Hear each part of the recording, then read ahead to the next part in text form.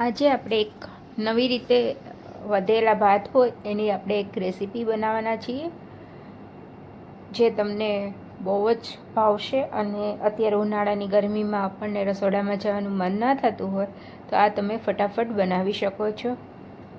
તો ચાલો recipe start કરીએ. તો એ માટે મેં થોડું તેલ લીધું છે, એમાં જીરું, આદુ મરચાં લસણની પેસ્ટ, હિંગ અને એક લાલ સૂકું મરચું અને મીઠો લીમડો એડ કર્યો છે. અને સાથે થોડું એવું વઘાર ના બળી જાય એ માટે આપણે પાણી એડ કરીશું. અને સાથે ધાણા જીરું પાવડર, લાલ મરચું પાવડર, હળદર પાવડર એડ કરી અને મિક્સ કરી લઈશું.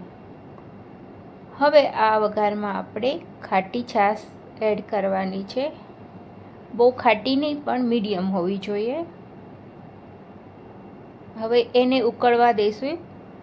ત્યાં સુધીમાં આપણે ભાતમાંથી આપણે મુઠિયા બનાવવાના છે.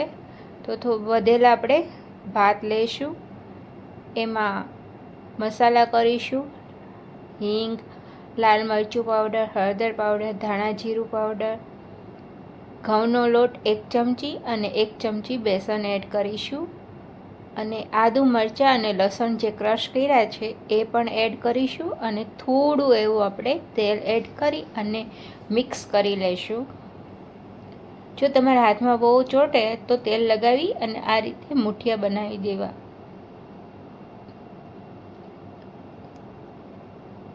આ રીતે આપણે બધા મુઠિયા બનાવી અને તૈયાર કરી લઈશું. હવે આ છાશ ઉકળે છે એની ઉપર જ આપણે થોડી વાર સુધી આ મુઠિયાને સ્ટીમ થવા દઈશું. અને આ બાઉલમાં જે આપણે ભાતનું મુઠિયા બનાવ્યા હતા એમાં થોડું પાણી એડ કરી દઈશું. અને એ જ પાણી આપણે છાશમાં રેડી દઈશું, એટલે છાશ થોડી ઘટ થઈ જાય. તમે જોઈ શકો છો આપણા મુઠિયા વ્યવસ્થિત રીતે સ્ટીમ થઈ ગયા છે. હવે આ છાશ આપણી વ્યવસ્થિત ઉકળી ગઈ છે, તો આપણે એમાં મીઠું એડ કરીશું. અને ગળપણમાં આપણે થોડી એવી ખાંડ એડ કરીશું. અને એક એક કરીને આપણે મુઠિયા એડ કરતા જવાના છે. તમે જોઈ શકો છો કે આપણા મુઠિયા કેવા સરસ સ્ટીમ થઈ ગયા છે. અને 2 થી 5 મિનિટ સુધી આવી રીતે ઉકળવા દઈશું. તો તૈયાર છે આપણા રસિયા મુઠિયા. અને આ મુઠિયાને તમે એમનેમ પણ ખાઈ શકો છો, બહુ જ ટેસ્ટી લાગે છે.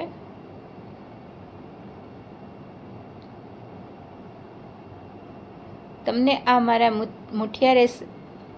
રસિયા મુઠિયાની રેસીપી જો ગમી હોય તો લાઈક કરજો, શેર કરજો અને મારી ચેનલને ફોલો કરજો. નવી રેસીપી સાથે ફરી મળીશું. આવજો.